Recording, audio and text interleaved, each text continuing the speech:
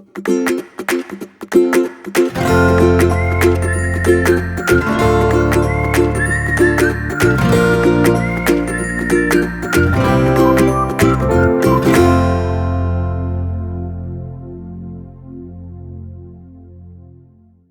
afternoon, my name's Steve, I'm the British Railroader and welcome to the train room and time for another update on my new shelf layout. First things first, apologies for not posting any videos for about 4 weeks. June turned out to be a bit of a busy month one way or another, and I really just didn't get the opportunity to either go out and film anything or have time to really do any updates.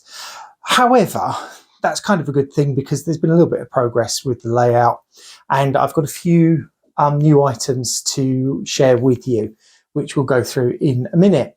First, just a little bit of an update on the name of the layout. At the moment, it's still down as City Yard and no plans to change that just yet. But in keeping with the kind of New York theme that I would like to go with, I was toying with finding a name that you might hear in Brooklyn or Queens or somewhere in the metropolitan part of Long Island. And there is a station called Jamaica. And I thought, Jamaica, how about Bermuda?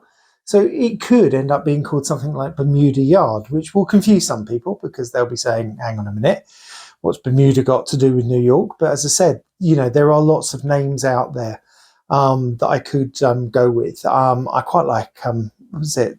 There's something called Flushing in New York, and I was wondering if I could come up with a variation on that. Anyway, enough about that. Let's get over to the layout, have a little look, and show you what's new. Okay, so I'm going to start with scenery, and we're going to look at this area just here. So you can see that there is a spine wagon with a load of lumber on, a couple of forklift trucks. Unfortunately, they're a little bit small, I think, for what we need, but I have got a slightly larger one which I need to build. And you've got this hard standing and enclosed area. So what I've decided is in this part of the layout, this is the lumber yard. It gets deliveries. So full ones like this come in, they get emptied, and then empties go out. So that's the kind of way this yard is going to be switched.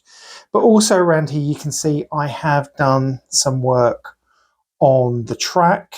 And I'm just going to go around here and knock something over, but we'll pick that up in a minute. But you can see this section of track has been detailed and weathered. We've got lots of little bits of rubbish lying around. Some of this is just bits of paper, etc. But some of it you'll notice, and I think if I could just focus here, we've got proper Amazon and eBay boxes, which is something I managed to pick up on eBay from a guy over here. Focus in again, and at the back here, as you can see, there are two of the Walters Parkview terrace buildings. They're the backs of the buildings. I wanted to kind of have this area so that it was a bit residential. And what you'll see is if I just pan round, so you've got this end of the layout with another tall building there, and we've got the tall whatever building that might actually become a soft drinks factory. You've got the taller buildings here, and then just here along the street we've got some low-rise buildings, and then lots of nothing, lots of pots of paint and glues and things, and then we have my old Camalt Logistics building at the back there, and just some fencing which isn't going to be there permanently, though it might end up in that position, but just to try it out. And this end of the layout, the far end of the layout, is going to be quite low rise, and anything in front of it, again, is not going to be particularly tall. And then as you move again back down this way, buildings get taller. And so this end of the layout by the road is going to be what I think of as the city end. Now, some of you will have seen a little short that I posted with regards to these crossing gates, and I was quite keen to have working crossing gates that have lights and sounds. And now I was going to automate them so that as a train got to the right position, it would activate everything. But I decided that that was just far too complicated. And I managed to get a circuit board that at least controls the servos, etc., plus some other circuit boards. So these crossing gates are from Weonist in China, and they're quite inexpensive, but they have LED lights, and you can wire them up to a soundboard. And as I said, you get a servo to operate them. So the sequence, and this is all done, and if I just work out how I'm going to do this, I can just show you down here.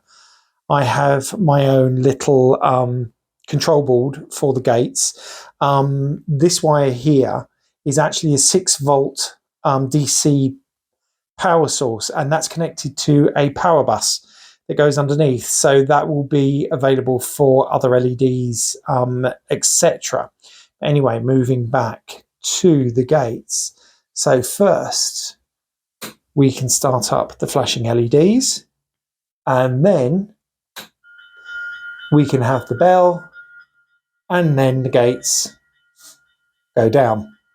And yes, they are a little bit fast.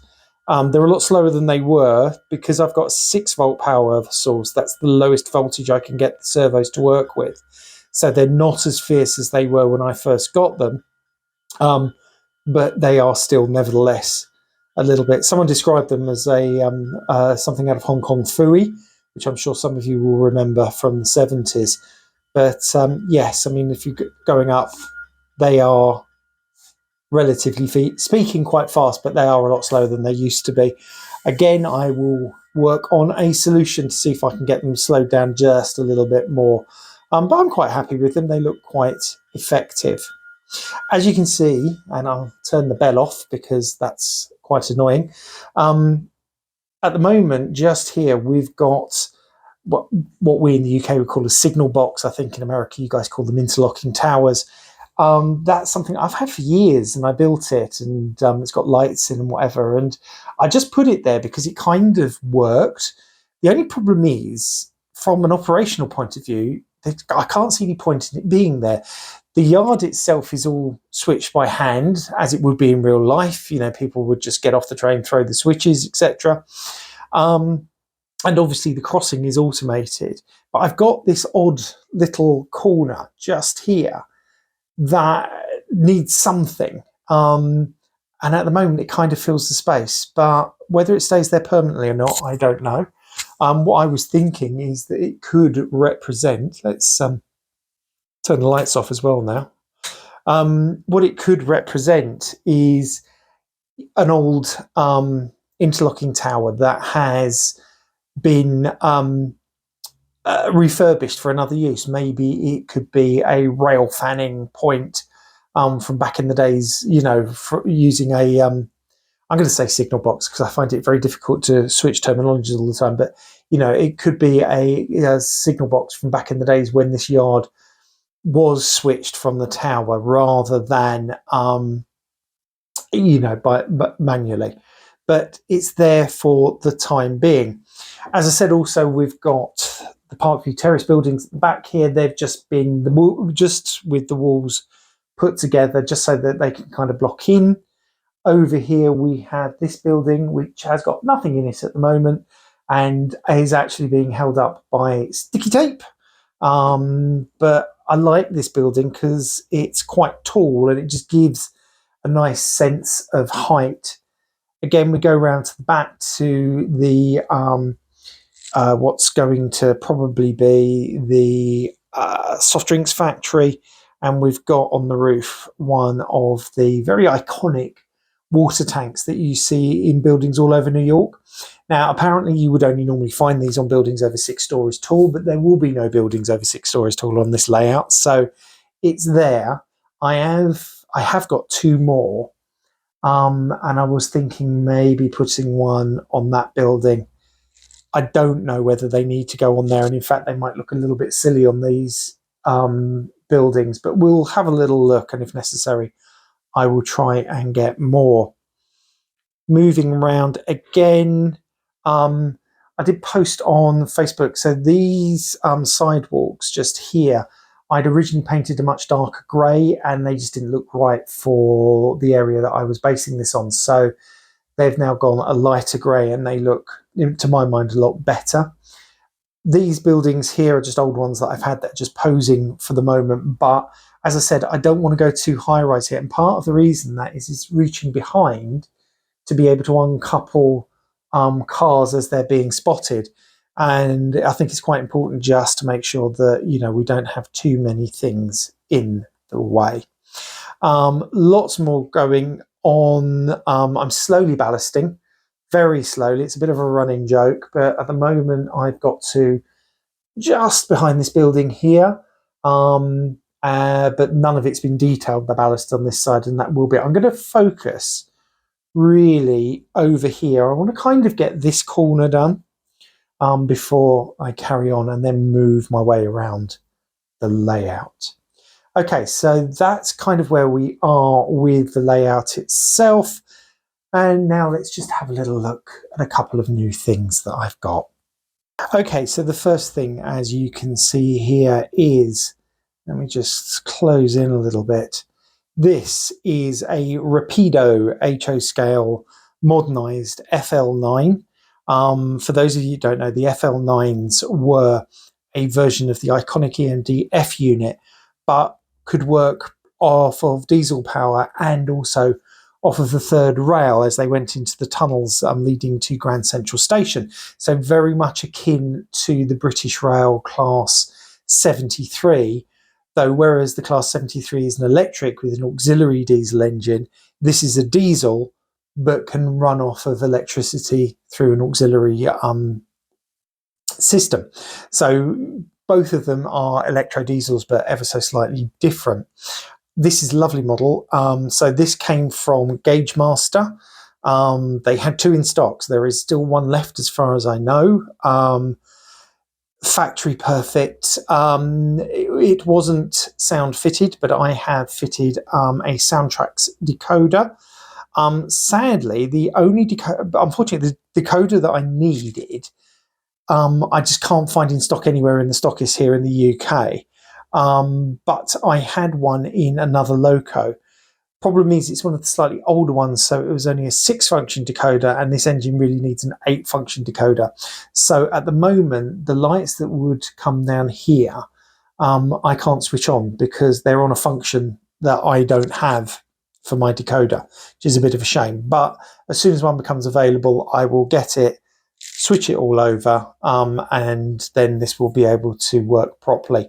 But it works properly anyway. I mean, all of the other lights functions, the headlights, the class lights, which on this were white, but actually in reality they were red, because they would come on with the engines going in reverse in push when it was in push-pull mode. So I've actually used some Tamiya clear red paint, which I think, there we go, just put that there, and just a little drop of that on the lenses, and that means that I now have the red class lights, which are just here when it goes in reverse. It also has lit up headboards lights, which are, they work fantastically. So it's a lovely loco. It runs like an absolute dream. It's actually my first proper Rapido locomotive that I've had, and I am very, very pleased with it. So that is the first thing that I got. Why I've got it, I don't know, because I've not got a passenger element to this, but you do. Most people who know me know that I love passenger trains, and especially I love commuter passenger trains. And just stretching it a little bit, the Long Island Railroad did actually use a couple of FL9s on services before their current locomotives came online. Few detail differences to this one, but I'm kind of pretending it's just visiting for the time being. So that's the first thing. Let's show you what else I've got. So here we go. And again, for those of you that know me, you probably know that my favourite freight engine in the USA is the AMD GP38-2.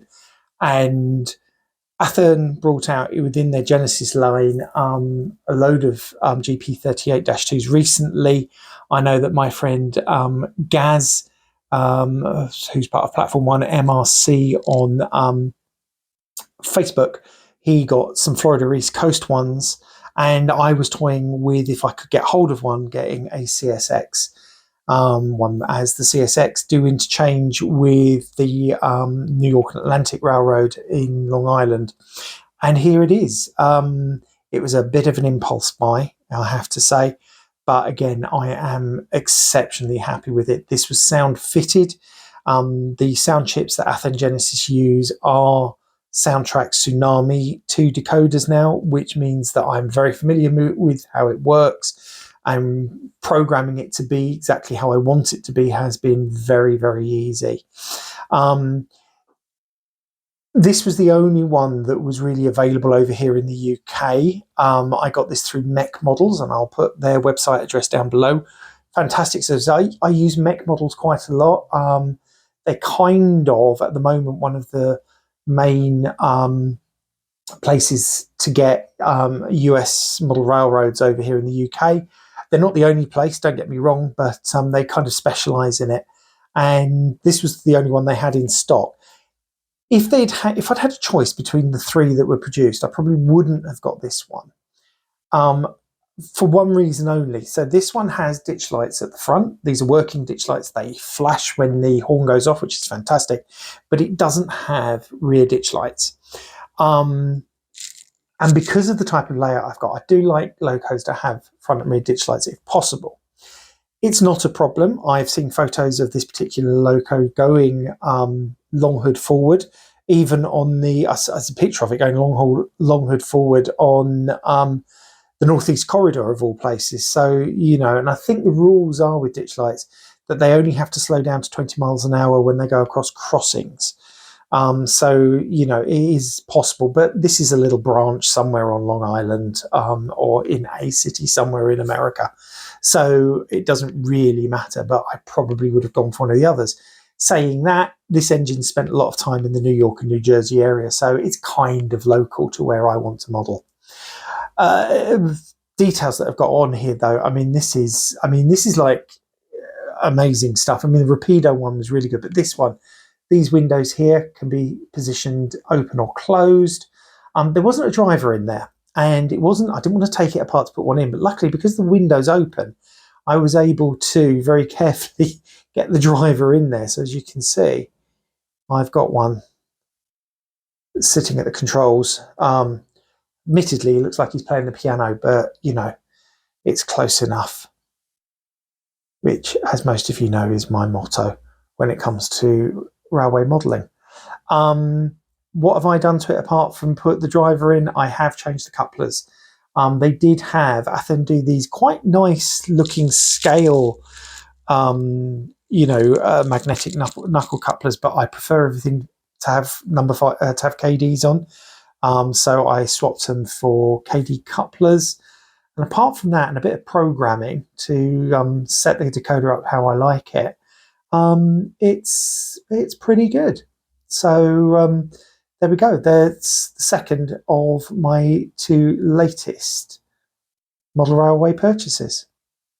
Okay, there we have it, folks. That is my layout update for this month. As you can see, there has been some progress. It is slow. I am a very slow modeler. There's no two ways about it. That whilst I love modeling, I do prevaricate sometimes. It does take me a while. But I have got lots of kits to build. Most of them are going to be kit bashed now to fit the various corners and whatever. And I've kind of worked out in my mind how the layout's going to work. So we spoke about the lumberyard. So the lumberyard gets full cars in and then empty cars taken away. It can only fit one car. Don't get me wrong, it should be a lot bigger, but that's the space that I had. With the other three industrial sidings, so for example, in the corner where we're going to have the soft drinks factory, we will get tank cars going in, box cars going in, maybe even the odd refrigerated car. But again, because of the length of the sidings and the design of the building, it's going to be kind of, it'll have to be done in a certain way. So I've got some thinking to do about that, how I set that up. And then the other two sidings, again, we've got McCamalt Logistics, which I'm going to extend that building because I've got another kit that's very similar to it. And that will take whatever I decide that it's going to take, probably box cars, and that'll just leave the siding at the front that's behind the fence. But again, all of these things, I might change my mind completely about how all of these things are set up and how they work. But anyway, there we go. That is the layout update. Thank you so much for watching. If you've enjoyed the video, please give it a thumbs up. And also, as well, if you're watching this watching my videos for the first time and you think they're even remotely interesting, click the subscribe button. It would mean so much to me. I'm really pleased that even though I've not produced any videos for the last 4 weeks, I have still picked up some subscribers. So there's obviously something that I'm doing right. I've got a little bit of time off work coming up, so I will be going out and about and doing some videos. But again, if there's any updates on the layout, I will post some pictures. But there we go. Thank you once again. And this is Steve, the British Railroader, saying farewell from the Model Railway Room. Bye-bye.